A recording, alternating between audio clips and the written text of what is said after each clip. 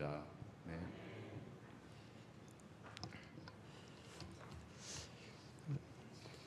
여러 가지 제약된 환경 속에서도 우리 교회학교에서 또 어제는 리조이스 찬양단에서 또 꽃꽂이를 통해서 차분하게 하나님의 영광을 위한 또 성탄을 위한 준비를 잘 해주시고 수고해 주신 것 같습니다. 특별히 교회학교 선생님들까지도 수고하시고 또 영상 편집도 사실은 보통 일이 아니에요. 잠깐 보는 거지만 이걸 위해서 며칠을 수고해야만 작품이 하나 나오는 거기 때문에 또 보이지 않는 데서 다들 수고하셨습니다. 이 모든 헌신이 다 하나님의 영광을 위한 것입니다. 하나님의 영광을 위해 또 우리 수고하신 모든 분들을 위해 한번 박수 한번 드릴까요? 예.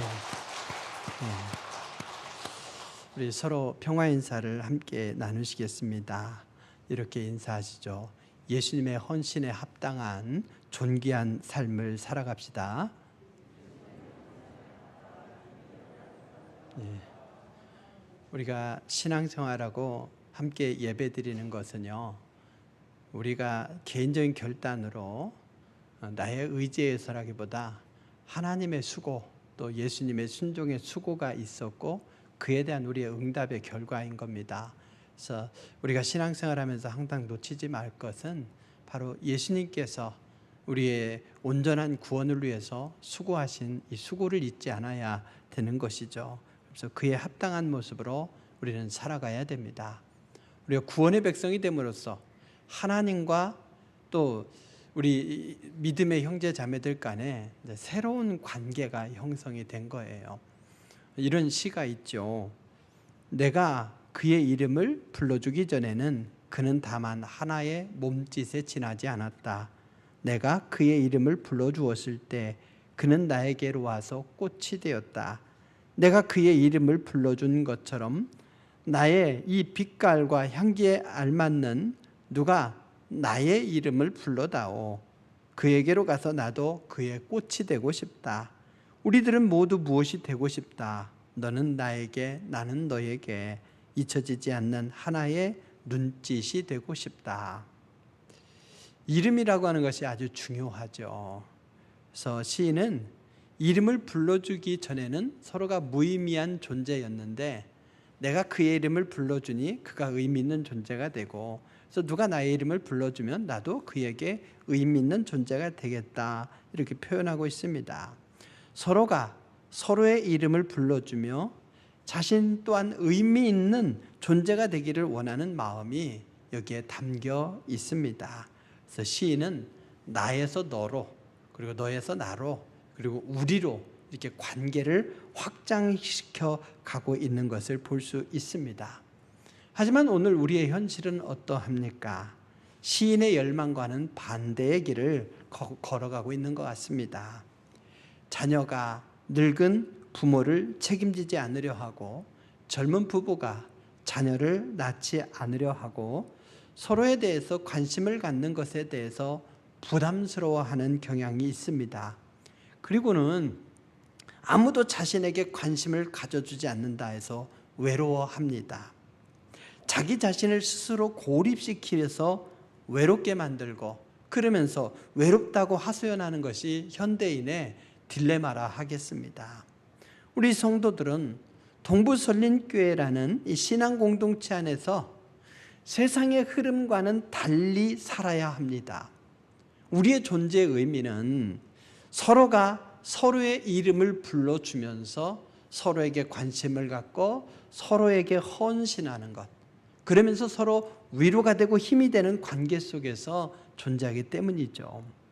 신앙 공동체는 믿음의 가족이고, 그러므로 우리는 이 신앙 공동체 안에서 서로가 서로의 이름을 불러주면서 서로 의미가 있는 존재가 되어 주어야 합니다. 소망이 되어주고 위로가 되어주는 이 아름다운 관계를 만들어 가야 되죠. 어떻게? 이렇게 해서 바로 세상을 이겨내야 되는 겁니다. 교회학교에서 성탄절을 맞이해서 하나하나 준비한다는 것 얼마나 힘들겠습니까? 정성이 보이죠. 수고가 보이죠. 이 모든 것이 바로 나의 이 수고와 헌신을 통해서 누군가에게 위로를 주고 또 하나님께도 영광이 되고자 하는 거룩한 몸짓인 겁니다. 이렇게 서로의 섬김을 통해서 우리 인간은 존재의 의미를 깨닫게 되는 것이죠. 그렇게 하라고 우리 하나님께서는 우리를 신앙 공동체로 묶어 주셨습니다. 하나님께서는 우리에게 새로운 이름으로 다가오셨습니다. 성탄절에 태어나신 아기는 이름이 두 개라고 했죠. 하나는 하나님께서 직접 지어주신 이름 예수요, 다른 하나는 성경에서 예언한 임마누엘입니다. 아기에게 붙여진 이 두 이름에는 세상에 있는 이 죄인을 의미 있는 관계로 초대하는 초대장이 담겨 있어요. 임마누엘의 이 예수를 부르고 그러면서 영접하고 믿음으로써 우리는 하나님과의 관계, 또 예수님과의 관계, 성도와의 관계를 새롭게 만들어가는 겁니다. 어제 말씀드린 대로 예수라고 하는 이름은 어떤 뜻이 있습니까? 왕이요 구원자라는 뜻이 있다고 말씀드렸죠. 그래서 우리 인생의 주권자, 통치자가 되시고 우리를 참된 구원으로 인도하신 예수님이십니다. 하나님께서 우리의 죄를 용서하시고 구원으로 인도하시고 당신의 백성으로 삼아 주기 위해서 아들까지도 보내주시는 수고를 하셨죠.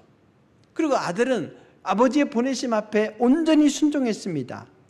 그래서 그 결과로서 하나님과 새로운 관계로 들어갈 수 있게 된 거예요. 하나님의 수고는 여기서 그치지 않습니다. 임마누엘이라는 또 다른 이름, 하나님이 우리와 함께 하신다는 그 이름, 그 뜻으로 우리에게 다가오신 거죠. 구원받은 우리 백성을 고아와 같이 내버려 두지 아니하시고 세상 끝날까지 우리를 보호하시고 끝내 승리로 이끄시는 수고를 하시는 하나님의 마음이 임마누엘이라는 이름에 담겨 있습니다. 하나님께서 두 이름을 우리에게 주심으로써 우리를 특별한 존재로 초대하셨습니다. 우리는 임마누엘 예수의 이름으로 구원받은 하나님의 백성이 되었습니다.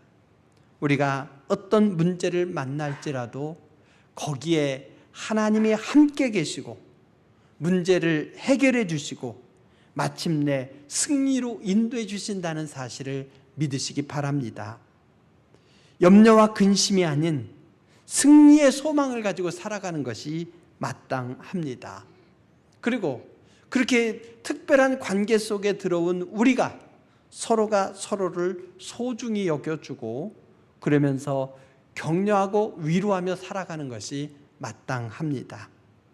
본문 10절에 보게 되면 예수님을 가리켜서 또 다른 이름을 부여하고 있죠. 뭐라고 말하냐? 구원의 창시자다, 이렇게 표현하고 있습니다. 구원의 창시자. 예수님은 어떤 분이냐 했을 때에 구원의 창시자라는 거예요. 여기 창시자라는 말은 사실은 개역 성경에 보면 구원의 주라고 되어 있어요. 개역 개정판에서 구원의 창시자라고 표현했어요. 왜냐? 의미가 좀 오해가 있을 수 있거든요. 구원, 주님이라고 우리가 부를 때 주님은 퀴리오스예요. 인생의 주권자다, 이런 의미죠. 근데 여기서 구원의 창시자, 개역 성경에 구원의 주라고 되어 있는 이 헬라어는 아르케고스라고 하는 말인데요. 이 말이 어떤 말이냐면 어떤 사람이 그 도시를 건설했어요. 성을 만들었어요. 그랬을 때 그를 가리켜서 이 도시를 건설한 자, 수호자라고 이야기하고 영웅이라고 표현하죠. 그 정도 규모의 사람을 가리켜서 아르케고스라고 얘기합니다. 그래서 그 도시를 만들어서 시작한 사람이란 뜻이죠. 그래서 예수님은 아르케고스예요. 근데 아르케고스라고 하는 이 말이 신약에 4번 나오는데 다 예수님을 가리키는 말입니다. 사도행전에 2번 나오고 히브리서에 2번 나와요. 사도행전 5장 31절을 보게 되면 임금으로 번역했어요. 예수님을 가리켜서 임금으로. 사도행전 3장 15절에서는 생명의 주라고 표현합니다. 여기도 주라고 표현되어 있지만 생명의 창시자가 되고 생명의 주권자가 되신다는 의미를 동시에 품고 있는 것이죠. 그리고 오늘 본문에 이어서 히브리서 12장 2절 보게 되면 믿음의 주요 온전하게 하시는 이 예수를 바라보자 했을 때 이 주가 퀴리오스, 인생의 주인으로서의 주가 아니라 아르케고스란 말이에요. 근데 사실 히브리서 12장에 가게 되면 예수님이 구원을 창시하실 뿐만 아니라 구원을 온전히 이루신 분인 거죠. 구원의 완성자이죠. 그래서 창시자라고 표현하기에는 그 의미가 좀 부족하다. 그래서 그 성서의 맥락을 통해서 거기는 그냥 주로 살려놓은 거예요. 구원의 창시자이면서 구원의 완성자이시라는 말인 거죠. 어쨌든 우리 예수님은 어떤 분이냐라고 했을 때 오늘 본문에서 구원의 창시자, 우리에게 구원의 길을 온전히 열어놓으신 분이라 이런 말인 거예요. 그래서 여러분, 예수님은 하나님의 보내심을 받으셔서 이 땅에 오셔서 구원의 창시자, 그리고 히브리서 12장 2절의 표현대로 믿음의 창시자, 그리고 생명의 주라고 했으니까 생명의 창시자로 이 땅에 오신 거죠. 아담이 죄의 창시자이고 죽음의 창시자였다면 예수님은 바로 구원의 창시자요 생명의 창시자가 되신 겁니다. 예수님께서 이 땅에 보냄받으신 목적, 그리고 이 땅에서 하나님 나라의 복음을 전하신 다음에 십자가에 죽으시고 부활하셨죠. 이 목적이 뭐냐라고 했을 때 구원의 창시자로 연결되는 거예요. 우리가 그냥 예수님의 이름을 부르면 구원받는다? 그게 값싼 은혜가 아닌 거예요. 예수님의 이름을 부르면서 주님이 우리에게 새로운 의미로 다가오고 우리가 주님과 새로운 관계 속에 들어가는 거예요. 그 일을 위해서 예수님은 구원의 창시자가 돼서 온 인류에게 구원을 주시기 위해서 특별히 행한 일들이 있어요. 왜 주님께서 죽기까지 하셨느냐라고 했을 때 14절 이하에 보게 되면 예수님께서 구원의 창시자가 되기 위해서 구체적으로 행하신 일들이 나오게 됩니다. 왜 죽기까지 하시면서 이 일들을 행하셨냐? 왜 죽으셨느냐 이거죠. 예수님께서 이 땅에 오신 목적이 뭐냐 했을 때 14절을 보면 이렇게 표현합니다. 죽음의 세력을 잡은 자, 곧 마귀를 멸하시며 라고 했죠. 예수님의 십자가는 바로 마귀의 일을 멸하시는 일이었어요. 사탄 마귀의 권세를 물리치는 일이었습니다. 이 세상이 왜 이렇게 어렵습니까? 바로 사탄 마귀의 활동 때문이죠. 우리가 어려운 일 당할 때마다 다 이 마귀 때문이야 이렇게 핑계할 필요는 없어요. 그럴 수도 없죠. 내가 실수한 것도 있고 잘못한 것도 있지 않습니까? 그렇지만 여러분, 이 땅에서 우리와 가정을 넘어뜨리기 위해서 부지런히 활동하고 있는 것이 마귀다. 마귀도 부지런해요. 그래서 두루 삼킬 자를 찾기 위해서 막 온 세상을 두루 다니지 않습니까? 그러니 늘 마귀에 대해서 경계해야 되는 것이죠. 왜 인간은 어렸을 때부터 곁길로 가려고 합니까? 인간에게 있는 원래부터 있는 이 죄성 때문인 거죠. 죄는 어디서 왔느냐? 에덴 동산 사탄에게서부터 온 거 아니겠습니까? 그러므로 인간의 죄성과 이 사탄에 만나게 되면 어떻게 되느냐? 죄가 구체화되고 활성화되는 거예요. 마귀를 물리치는 것은 신앙생활의 승리를 이끄는 아주 중요한 요소입니다. 마귀는 간덩이가 부어서 사람을 가리지 않아요. 심지어 예수님께도 가서 시험하지 않았습니까? 그래, 나는 마귀에게 넘어가지 않을 수 있어? 이렇게 장담하지 마십시오. 아담이 넘어갔다면 우리도 얼마든지 넘어갈 수 있는 거죠. 사탄 마귀가 아주 간교하고 능력이 있어요. 사람을 꿰뚫어 보기도 하고 병도 고치기도 합니다. 이런 능력에 비하면 사람은 참 그 앞에 연약해요. 그래서 우리의 힘으로는 이 사탄 마귀를 물리칠 수가 없는 겁니다. 그러면 어떻게 사탄 마귀를 물리칠 수 있느냐? 십자가로 한번 죽으셨다가 죽음을 정복하신 예수 그리스도의 이 승리로 가능한 거죠. 이 그리스도의 십자가와 이 부활의 역사를 통해서 사탄 마귀가 이미 패배한 거예요. 그래서 우리는 예수 그리스도의 십자가를 붙들고 승리하면 되는 줄로 믿으시기 바랍니다. 나의 힘으로 결코 사탄 마귀를 물리칠 수 없어요. 주님께서 이 십자가를 통해서 마귀를 멸하셨기 때문에 예수님을 믿고 예수 안에서 예수 그리스도의 십자가의 능력으로 마귀를 물리칠 수 있게 된 겁니다. 그러므로 우리는 주님의 이름으로 사탄 마귀의 권세를 물리치고 영원한 생명의 소망으로 살아야 하겠습니다. 주님께서 구원의 창시자가 되시기 위해서 친히 십자가를 지심으로써 이루고자 하신 일이 또 있습니다. 15절을 보게 되면 죽기를 무서워함으로 한평생 매여 종노릇하는 모든 자들을 놓아주기 위해서라겠죠.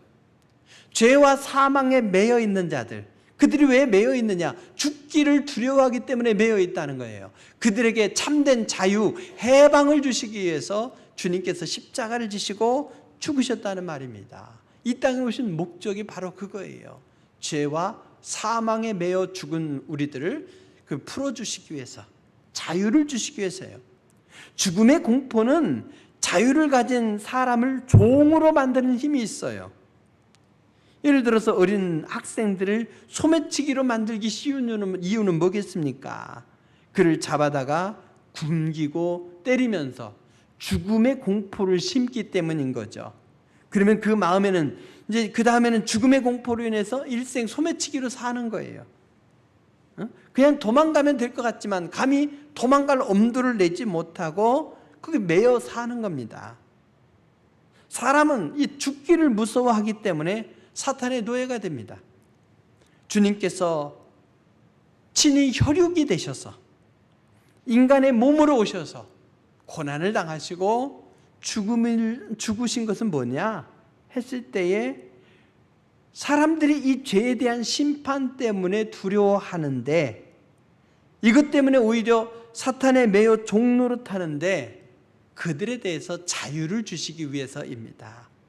주님 안에서 죄와 심판의 문제를 해결 안 받고 참된 자유로 살아가야 되겠습니다.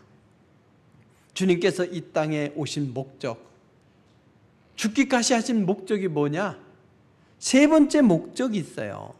16절에 보니 오직 아브라함의 자손을 붙들어주기 위해서라고 말씀하고 있어요. 붙들어주지 않는다면 어떻습니까? 순간순간 요동합니다. 의심하는 마음은 요동하는 배와 같은 거죠. 그래서 침몰할 수밖에 없는 거예요. 아침 다르고 저녁 다르고 순간순간 우리의 마음이 달라져요. 근데 흔들리지 않도록 붙들어 주시기 위해서라고 말씀하는 겁니다. 요한복음 10장 9절 10절은 우리의 영혼의 구원 이상으로 주님께서 우리의 삶을 굳건하게 지키기 위한 목적으로 오셨다는 거예요. 그래서 이렇게 말씀합니다. 내가 문이니 누구든지 나로 말미암아 들어가면 구원을 받고 또 들어가며 나오며 꼴을 얻으리라. 도둑이 오는 것은 도둑질을 하고 죽이고 멸망시키려는 것뿐이요, 내가 온 것은 뭐냐? 양으로 생명을 얻고 더 풍성하게 그것을 누리게 하려 함이라고 말씀하는 겁니다.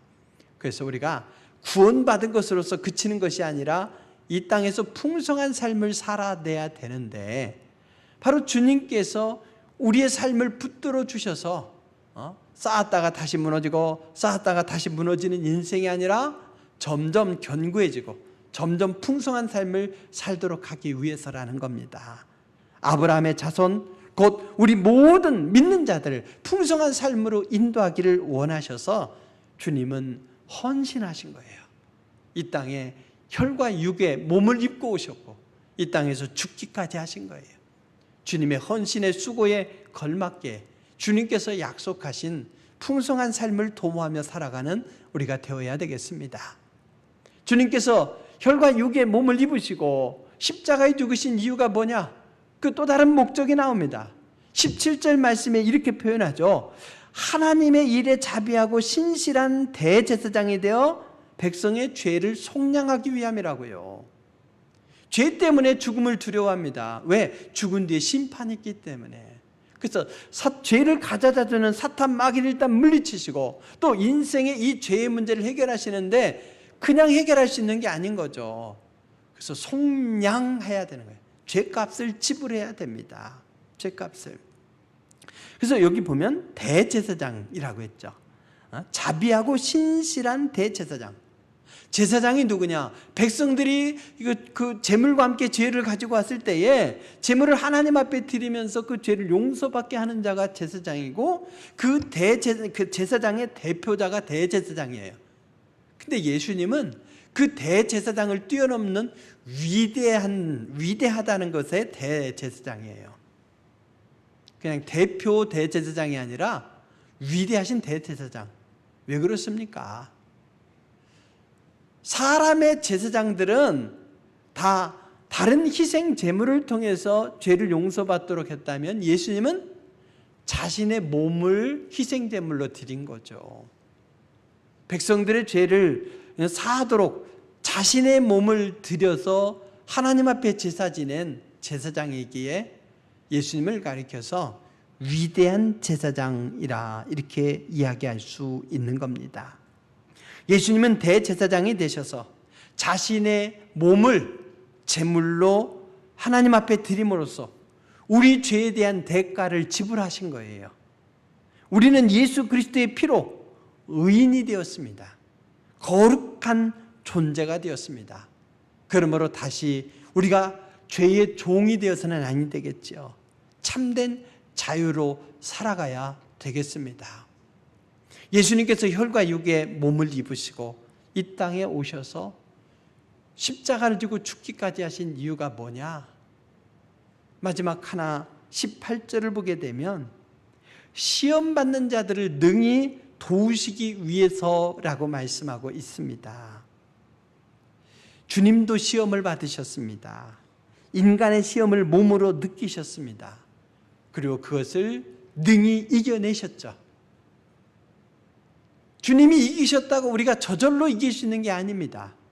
주님이 우리와 함께 하시면서 사탄 마귀로부터 다가오는 시험, 우리의 연약함 때문에 당하는 각종 시험들을 능히 이기도록 하기 위해서 주님은 이렇게 친히 십자가를 지셨던 겁니다. 구원받는다라고 할 때에 단순히 예수님을 믿고 천국에 이르는 것 이 차원만 생각해서는 아니 됩니다. 그것은 기본이고 그 영원한 생명의 삶과 이 땅에서의 풍성한 승리의 삶, 이 모든 것이 포함되는 것이 구원인 거예요. 그래서 예수님께서는 온전한 구원을 이 땅에 가져오실 구원의 창시자로 이 땅에 오셔서 그 목적을 온전히 이루셨습니다.